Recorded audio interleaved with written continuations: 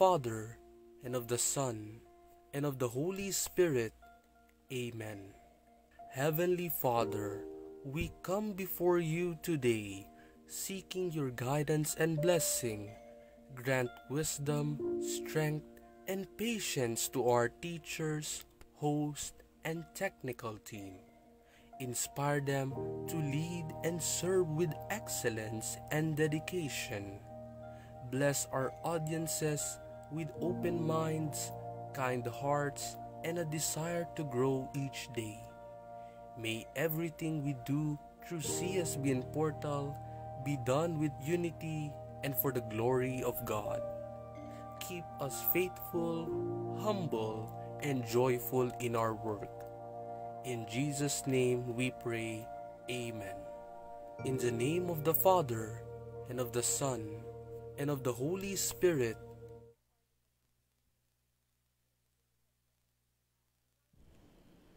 The grace, love, mercy, and peace of Christ Jesus be with you and all your loved ones. Welcome to another episode of Let God's Word Guide Us. So for this episode, I have chosen a passage from the letter of Paul to the Romans, chapter 11, verse 36. For everything comes from Him, has been made by Him, and has to return to Him. To Him be the glory forever. Amen. So looking at this passage, what comes into my mind is a motto that I have learned from the Society of Jesus, what they call AMDG, Ad Maiorem Dei Gloriam, which in English is translated as for the greater glory of God. So I would like to draw your attention to the fact that in this passage, it will help us to know and appreciate God, our Father, as the Creator. So, for everything comes from Him. He is the origin, the source. In philosophy, we call Him the prime mover, the prime cause of everything, the origin, the Alpha. So, everything comes from Him. Everything that we see around us, the visible realities, comes from God, including the invisible realities which we profess in our faith in the Nicene Creed, especially in the Neo-Constantinopolitan symbol, yung longer version of the Apostles' Creed. So, everything comes from Him and has been made by Him and has to return to Him. So, if we analyze, if we reflect, if we ponder, there is nothing that we can claim as human beings that come from us, except one thing: sin. S-I-N. Everything is grace. Everything is a blessing. Everything comes from God. But sin comes from the human heart. From our own volition, our own faculty and power to decide. So, in effect, if we look and analyze, this verse from Paul in his letter to the Romans, this is to make us know where we stand in God's eyes. That is, we have to relate with Him in all humility, with all gratitude in our heart, because everything comes from Him and has to return to Him. So the main problem now is that many human beings, which includes us, sometimes we have this inclination to do things on our own, to glorify ourselves, no?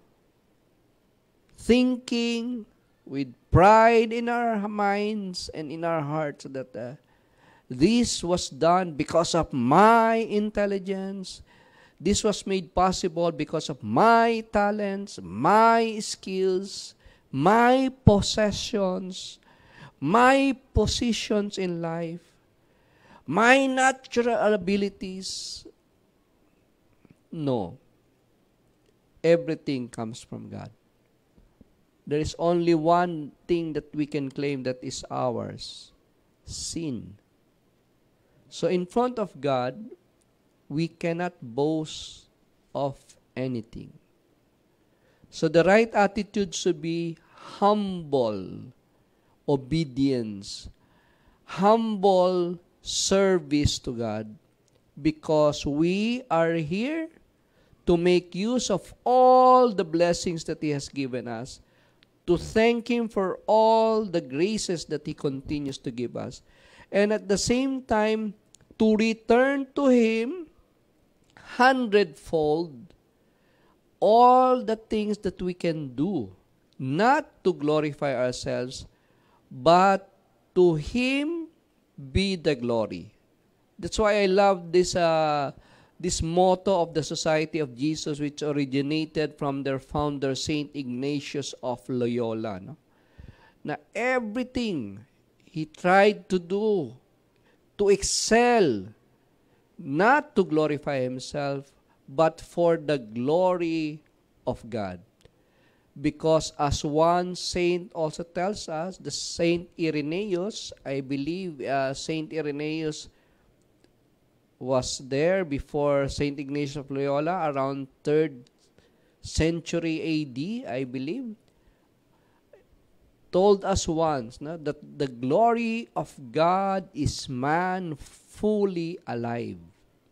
So if we do and excel in almost anything, from the gifts and the faculties and the powers that God has given us, for God's glory, then God will be so joyful, will be glorified.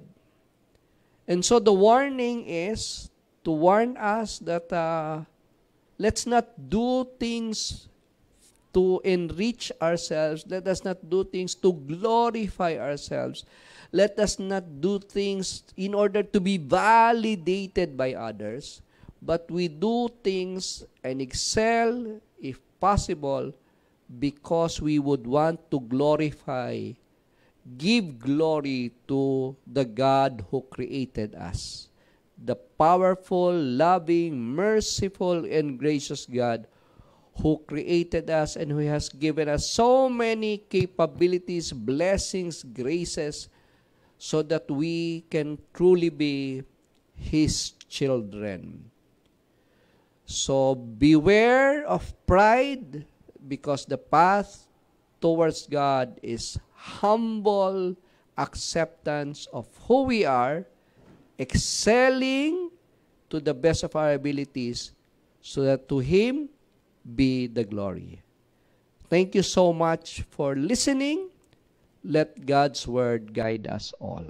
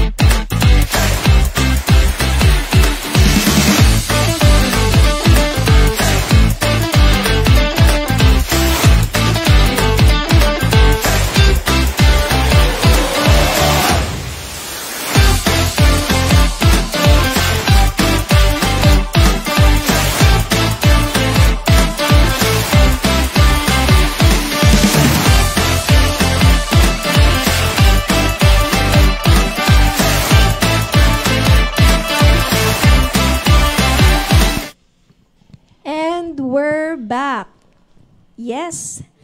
Welcome, magandang buhay sa inyong lahat. Welcome po sa ating segment ng Usapang Pagpapahalaga. And this time, Sir Perry is not around. I will be your host for today.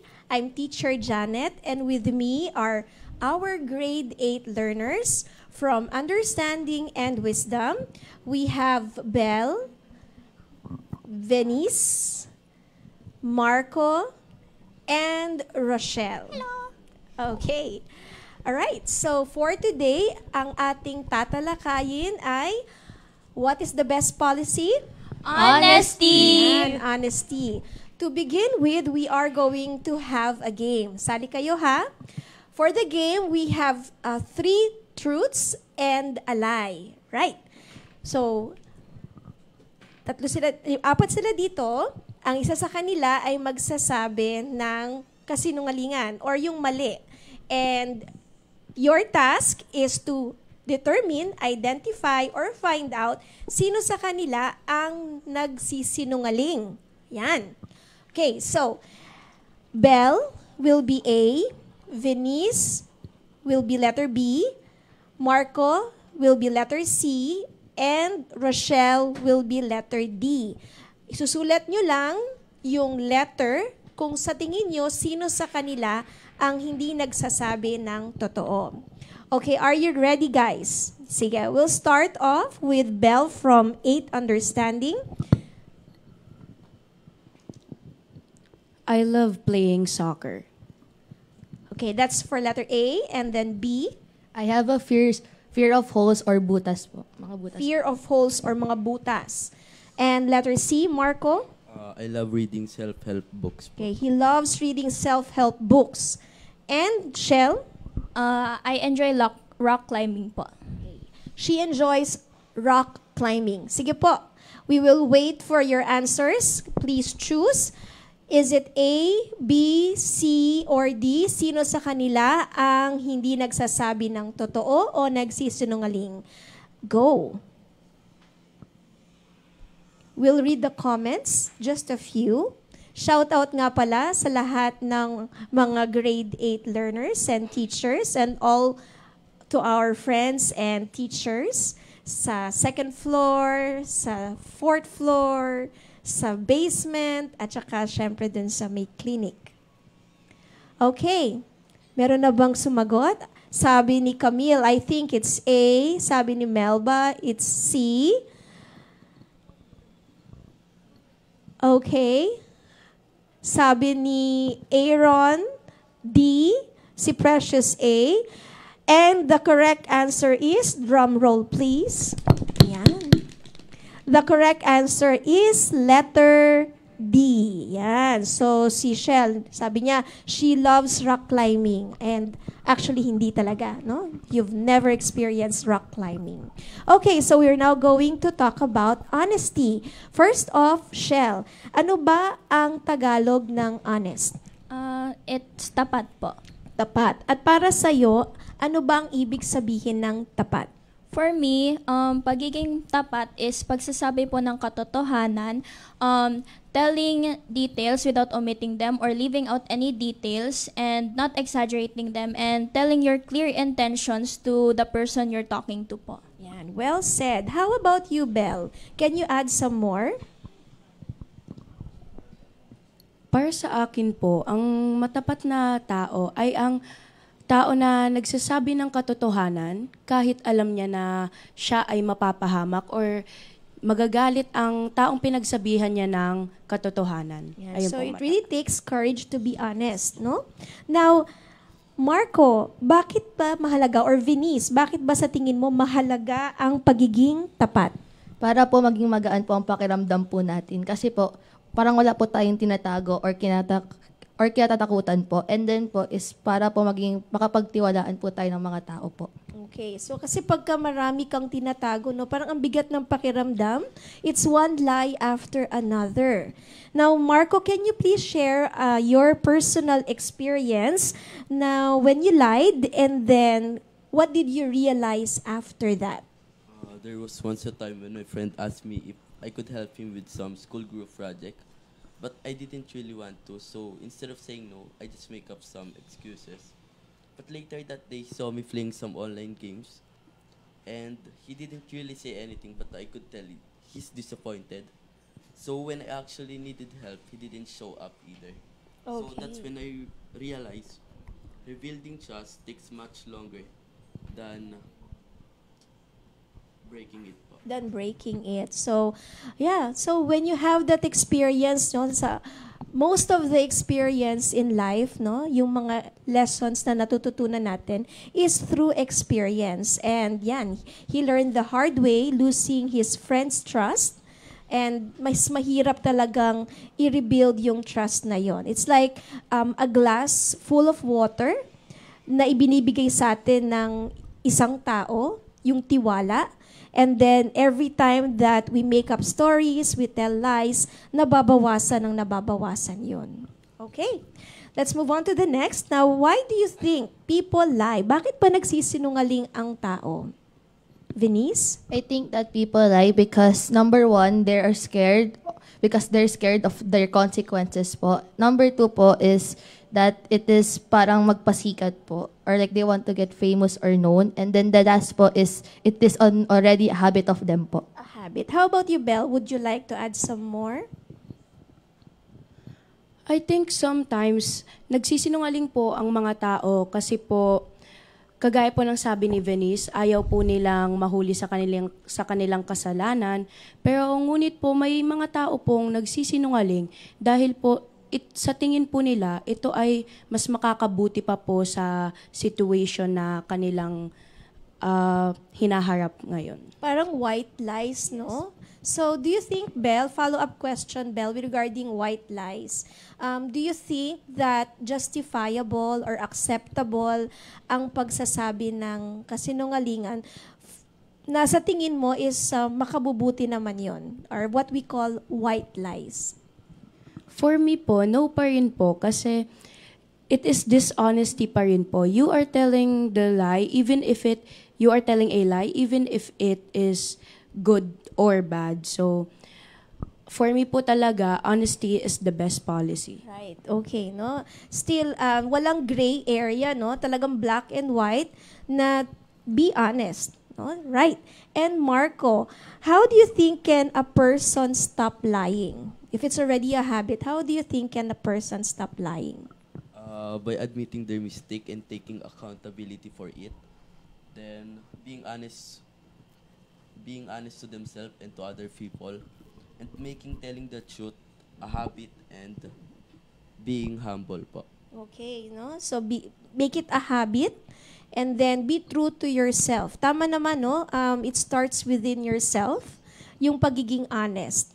And then it will susunod na yon.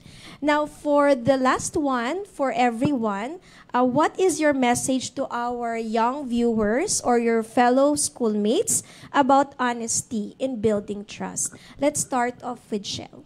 Okay, so my message for my fellow learners po is to be always mindful to whatever you say and your reputation, because if you break someone's trust, you will never ever bring it back again fully po or buo.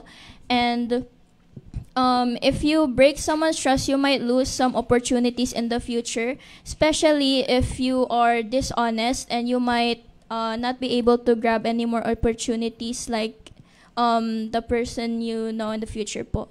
Right. Thank you. How about you, Marco? My advice is always be honest. Honesty means telling the truth and doing the right thing even when no one is watching. When you are honest, people are more likely to trust you. And when you are honest, it makes you a good friend, a good person, and a good student. Honesty builds trust, respect, and it's the foundation of any good or healthy relationship. I like what you said na ang honesty is the foundation. And honesty is like connected to integrity, no? When we say integrity naman is doing what is right even if no one is looking, no? And being honest is always telling the truth. Walang labis, walang kulang. And even if it is difficult, you still have to stand by the truth. Yes, Venice, what would you like to say to our viewers? That we shouldn't spread lies, rumors, or gossip so that they can trust, so that we can regain their trust po again. I like that too, no? Sabi nga, 'di ba, meron tayong 10 commandments, and sa 8th commandment is thou shall not bear false witness against your neighbors, no? So it's a commandment, it's not a request by God, it's not an option. So when we say it's a commandment, we really have to follow, no? Spreading gossip or rumors is really a sin. Yes, Belle? So pagiging tapat po, palagi po talaga nating dapat palagi pa rin tayong maging tapat kahit na alam po natin na tayo ay mapapahamak dahil ito ay ang tama sa paningin ng ating Panginoon. Okay, so when we can show our love for God, right? By following Him, doing His commandments, and one is to be honest, no? All right. So, everyone, that concludes our segment for Usapang Pagpapahalaga about honesty. We hope that you learned a lot from this segment, and thank you very much, dear learners, for sharing your thoughts, your point of views about this value. For our essential question, how can you build trust? Paano ba tayo makaka-build ng trust? Okay? Okay, thank you very much. And goodbye, everyone. Bye-bye!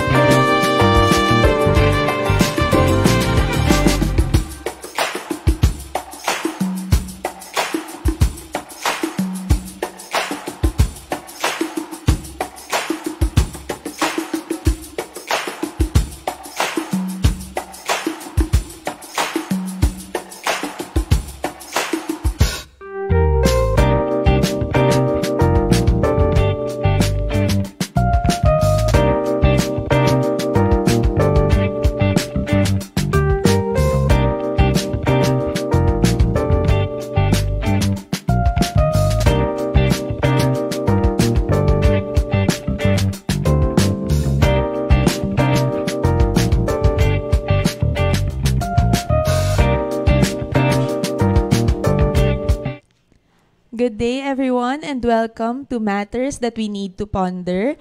And this is our space to pause and reflect on questions that we often overlook, but this truly matter and shape our decisions and our lives. And for today, we have another topic, another relevant topic that we are going to discuss. And we have invited an expert to talk about our our theme for today, which is Beyond Grammar and Grades, English for Real Life Expression. And to share his knowledge and what he knows about this topic, let's all welcome Sir Jose Henry Sorilla, our Grade 7 Piety Mentor. Woo! Okay, Ayan. good day everyone. Good day, Ma'am Pat. Good day, sir. It's just nice to be with you. I hope you feel the same. Yes, I do. And I'm a bit nervous. Expert talaga. Oo, expert po So tayo. nagbabase ka sa edad. Ayan. Hindi naman. Anyway, Season, it's nice to be yes. back here. No? Because way back to 2021 and 2022, I think I was part of this program portal. Okay. Wow. Okay, sir. Before we start with our discussion, do you want to greet someone or at your class? Yes, I'd like to take this opportunity to greet my family in Davao. Okay, so hi, Kate. Hello, and of course my co-teachers sa second floor. Siyempre, this is my turn na gagante ako. Hindi nila ako binatin nung sila dito eh. So this is my turn now to greet my co-teachers, and of course, kidding aside, okay, good day to everyone. Yes, okay? and good day to our kalakbay. And then sa mga friends ko rin, no? Yung mga nanonood sila ngayon kasi nga I send them our link. Wow, okay. So marami tayong naaabot ngayong araw na ito. Yes, international. Ayan. Opo, international, global, and extraterrestrial. Hindi, joke lang. Ayan, sige. And also, good day to our kalakbay sa ating mga viewers sa Radyo Maria. Ayan. Good day. Hello po. Okay, sir, are we ready? A bit. A bit. I'm sure you have everything or you are packed with information na gusto nyong Hopefully, ibahagi sa Ma'am Pat. atin. Ayan. Naiiyak kasi ako kay Ma'am Pat kasi sabi ko ngayon when I saw her, sabi ko ang ganda naman ng kasama ko mamaya. Sabi ko parang nagmukha kong driver. Di ba?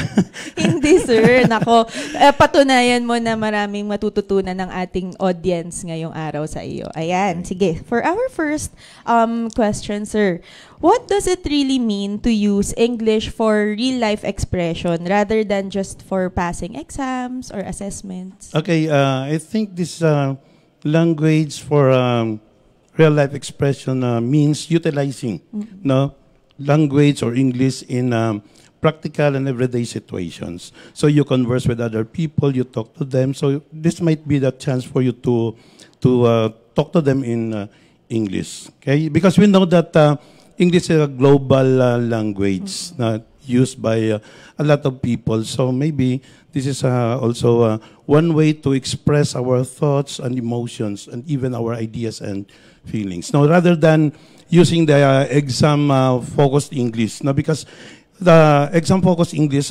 prioritizes only the grammar rules. Of course, they're essentials because these are basic for us to learn how to speak in English. But this is just knowing or learning the rules and, of course, memorizing the vocabulary.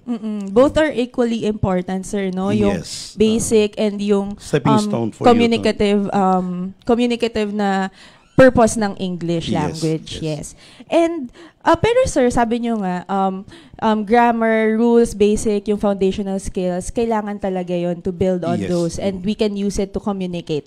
But most of our learners, they focus on that. Yes. Actually ako, guilty ako dyan.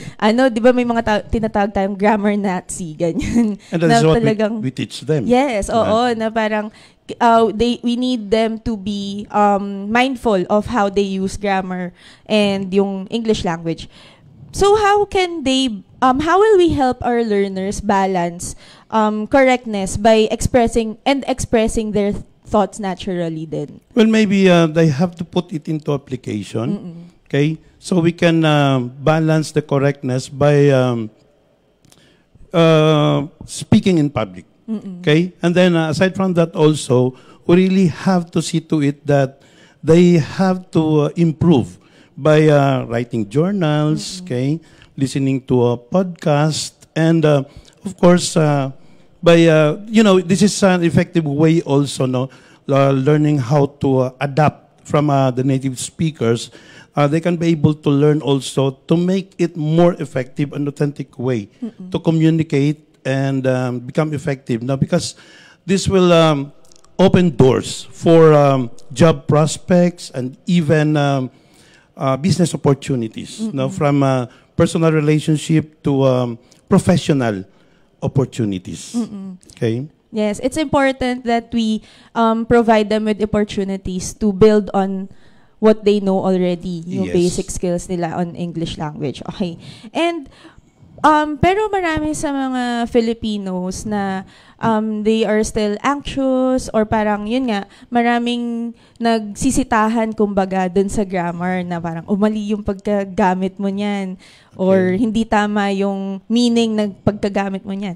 So, why do you think some Filipinos are still, they still feel shy or anxious when speaking English in public, even if they know the grammar rules? Okay, now despite knowing the grammar rules, we Filipinos are fault finders.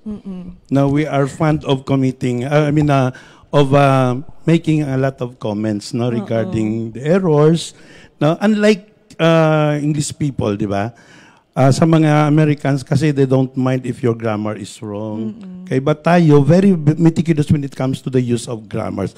Now, maybe, one reason is because they are the fear of making mistake. Okay? So, we are taught no, regarding the accuracy of using the English language. So, that's why we also are afraid that we might commit some errors in terms of our English. And there are some reasons also, like for example, the accent and pronunciation. Yes. Okay? Yun nga, mga biro nila, ay, Bisaya yan, Bisacol yan, yung parang ganun. So, that sometimes lessen the confidence of, that affects the confidence of the speaker. Because sometimes you see the difference no, between your language, the way you pronounce the word, and different from the native speaker. So that sometimes affect your confidence. So parang, ay nahiya ko kasi baka pagtawanan ako, lalo na if you come from Visayas, Mindanao. Kasi sa Visayas kasi at sa Mindanao, yung mga ang malambot pinapatigas, ang matigas pinapalambot. Kaya remembered one time I co-teachers in one of the previous schools. Now, the teacher told the students to pin the ID. Instead of saying pin the ID, pen your ID. Because she came from somewhere in Visayas. Okay? Now ngayon, ang ginawa ng estudyante, kinuha niyang ballpen. Kasi during that time, hindi pa uso yung yarn o yung lanyard. So, ang ginawa ng estudyante, kinuha niya ng ballpen. Sabi ng teacher, what are you doing? Sabi niya, I want to pen my ID. This is my pen and this is my ID. So I want to pen my ID. So that was an insult on the part of the teacher. But it was only then that she realized now where her error lies. Okay? Parang kumbaga siguro this is also one way for me to identify the areas of improvement. No, for improvement. Yes, that's right. Talagang kailangan nating bigyan sila ng opportunities, especially our learners, they are inevitable kasi yung mother language, di ba? Yes. Hindi naman lahat tayo fluent talaga agad sa English. So, Yes. We have to find that balance between using the Filipino language, tas yung Filipino pa, ang dami pang sakop, Yes, di ba? yeah. So, Filipino language and the English language, we have to provide them opportunities that they will feel comfortable using both languages, di ba? Yes. Sir, yan. Ayan, okay. So, sir, are you ready for our segment na fact or myth? Ayan. Meron tayong mga hinandang statement. Ayan. So, later on, sir, may makikita kayong mga comments. So, let's wait for our learners to share their opinions as well or their ideas about the statements that we will be providing them. Okay. So, for our first fact or myth, okay. The more difficult your English words are, the smarter you sound. Totoo ba to, Sir Henry? Is this a fact? So can or we a wait myth? for the So, answers yes. also? Ayan, may mga magko-comment. So for our audience, kindly share your ideas. The more difficult your English words are, the smarter you sound. Ngayon, di ba, sir, usong-uso yung, yung keratin, yung nga gano'n, yung inuulit yung, baka hindi mo alam yun, sir. Kami lang ba yun? Gen Z lang ba yun? parang speaking of generation na tayo dito. Parang hindi nag-react si Sir Henry. Okay. Oh, sige. late Pero na. alam niyo yan, sir? Yes. Ayan. Gusto mo mag-TikTok ako, ma'am? Para alam mo na nasa generation pa rin ninyo ako. Sorry. Kasi parang hindi po kayo nag-react. Ayan. Ulitin mo pag react ako. Sige. Okay, sir. Ayan. So, may mga learners tayong sumagot. Can we have some... Pwede po ba nating i-view yung mga comments? Ayan. Ayan. May mga nagsabi myth. Okay. So, ayan. Karamihan, sir, ng learners natin, they said myth. So, what's your take on this? Ay, sorry. The more difficult your English words are, the smarter you sound. I think that is, not I think, but that's myth. Okay? Because I don't believe that sometimes kasi what is important is you convey your language in a way that people can understand you. So if sometimes it gives us a negative effect. No, because that shows insincerity. Now, the more advanced words you use, the less people understand. Okay, so I think we have to use our the language which is clear to everybody, so that what we are after here is the understanding, the comprehension. So we should have to use the language in which people can understand easily. Okay, so for our first statement, the more difficult your English words are, the smarter you sound. That is a myth. Ayan. And for our next statement, Sir Henry, you need to have an American or British. Tama ba yung British accent ko? British accent to sound good in English. Ayan. For our learners, kindly share your ideas. You need to have an American or British accent to sound good in English. Myth. Ayan. May nagsabi naman, may fact. Okay, so medyo hati yung ating audience, sir. What's your take on this statement? That's myth. Okay? You don't have to imitate the British accent. Okay? Because we have our own accent. Own your accent and enunciate your words. That is enough for us. Now, because it's not the way you use the accent. Sometimes you become overacting kapag lalo na pag hindi bagay sa'yo. Sometimes it sounds yung parang pilit. Trying hard Pilit.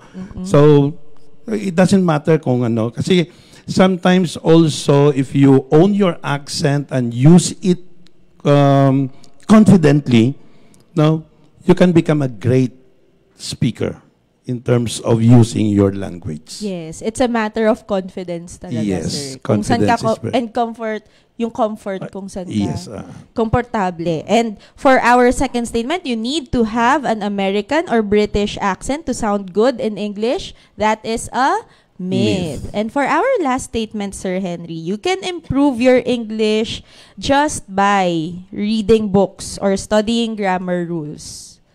Okay. For our learners, yes, sir. Let's wait for our learners to give their opinion. It's a myth. Okay. Ayan. Ayan, maraming myth. So what do you think, Sir Henry? Siguro ito pare kami ng idea, no? It's a myth. Okay? Reading or studying grammar rules are essentials. Yes. Okay? We cannot deny the fact, no? But we just learn not only from those activities. No, we can learn also by practicing. We can also learn by dealing with other people. Okay? Listening to other people. And practice. Because language is a skill. And just like any other skills, we need to practice. That's right. Okay? And practice can be achieved from the different peoples. Now, it is a two-way street. Now, we cannot learn unless we communicate with others. We interact with others. That's right. So you can improve your English just by reading books or studying grammar rules. That is another myth. Ayan. So any key takeaway, sir, na you want our audience or learners to get from our discussion today? Well, as a language teacher, just like you, ma'am, so we're after the the skills, the communication skills of our learners, because this is their asset. Diba? We know that speaking in English, ako kasi, ang taas ang tingin ko sa mga tao na magaling magsalita. No? Kasi iba yung generation ngayon eh. The kids learn not from their parents, not from the teachers. Before they enter the school, they learn how to speak in English because of the YouTube. They get influenced by the different sources. So, we're looking forward to seeing our learners that they are good at speaking in English. Okay? So, maybe for those of you who have fear in speaking in English, maybe this is your time to really learn how to speak, because it will add also parang kumbaga pogi points sa'yo. Diba? Okay? So yun lang. That's right. A good communicator is a good Yes. Ano to? Nawala tuloy ako. A good communicator is an essential skill na dapat matutuhan. Ako naman yes lang ng yes, di ba? Kasi alam ko naman si Mampat. Sabi ko, sir, knowing Mampat, di ba? Nawala tuloy ako. Anyway, so that's it for today. I hope you learned a lot from our session today. And please stand by for our next session. Goodbye. Bye. Thank you, sir.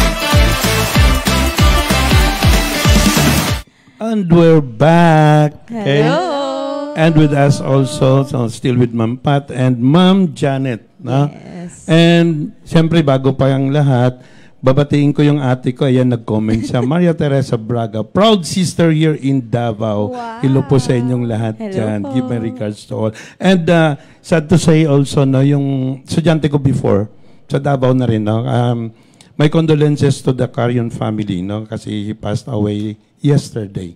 So, student ko siya in college before. So, condolences po. Condolence po. And we also, okay, ayan. Okay.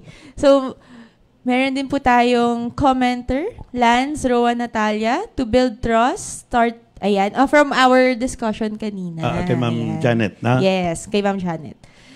Ayan, Lance Roa Natalia, to build trust, start saying true thing, not lies. It builds love and kindness. That's agree. correct. Correct. Okay. Okay, sige.